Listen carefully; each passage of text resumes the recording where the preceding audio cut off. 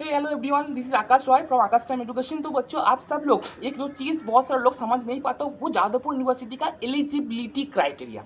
अब जादवपुर यूनिवर्सिटी में अगर हम लोग सर एंटर करना चाहते हैं, कोई कोई लोग बोल रहे भैया मेरा नंबर 55% है, कोई कोई बोले मेरा नंबर 46 है।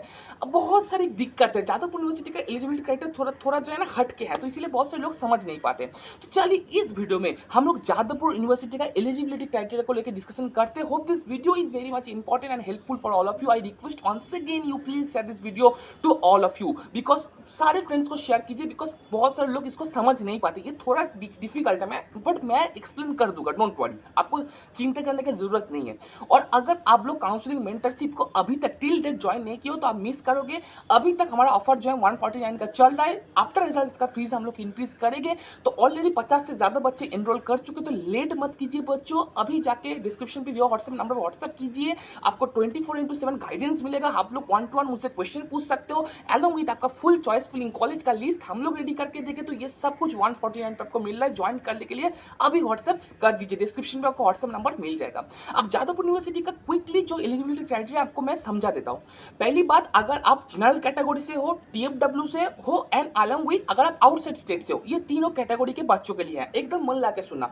आउटसाइड स्टेट वाले बच्चे कोई भी कैटेगरी के, home state general and home state TFW, ये तीन कैटेगरी के बच्चों के लिए क्राइटेरिया क्या रहेगा। इसके लिए क्राइटेरिया रहेगा कि पहला क्राइटेरिया आपको मैथमेटिक्स पे 60% होना जरूरी है।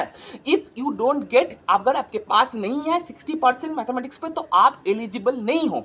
दूसरा क्राइटेरिया क्या है कि आपको फिजिक्स केमिस्ट्री मैथ्स तीनों मिला के 60% हो जाना चाहिए। अब ये क्राइटेरिया तो बहुत सारे लोगों के पास है, भैया मेरे पास तो फिजिक्स केमिस्ट्री मैथ मिला के 60% है। ठीक है, अगर आपको पहला क्राइटेरिया आपको मिल रहा है तो सेकंड क्राइटेरिया कि आपको ओनली मैथ्स पे भी 60% होना पड़ेगा।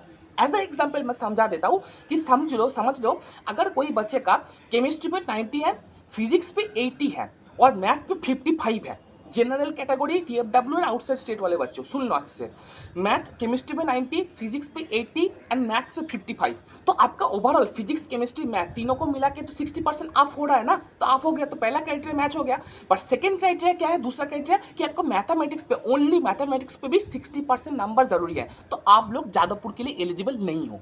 ठीक है, तो आप लोग सब अच्छे से समझ पाए कि अगर आपका फिजिक्स केमिस्ट्री में आउट ऑफ 100 आ गया, दोनों में बहुत अच्छा नंबर आ गया, बट मैथ्स पे 60 नहीं है, ओवरऑल 60% बन रहा है बट मैथ्स पे 60% ना होने की वजह से आप WBJE जादवपुर में एलिजिबल नहीं हो। ये चीज़ आप लोग क्लियर से सुन लो, आशा करता हूँ समझ पाए। ठीक सेम चीज़ बिलोंग करता है जो reserve home state reserve category के बच्चे हैं, OBC है, OBC भी, SC ST, ये सारे बच्चों के लिए क्राइटेरिया जो है, क्राइटेरिया 45%, जो 60% मेरा जनरल कैटेगरी के लिए है, 45% सेम क्राइटेरिया, 40 सिर्फ नंबर कम हो रहा है, 45% हो रहा है रिजर्व कैटेगरी के लिए। कि समझ लो आपके पास फिजिक्स केमिस्ट्री में 70-80 इतना नंबर है बट मैथ पे है 40 मार्क्स, तो ओवरऑल तो आपका 45% क्रॉस हो रहा है बट सिर्फ मैथ पे 45% क्रॉस नहीं हो रहा, तो आप एलिजिबल नहीं हो।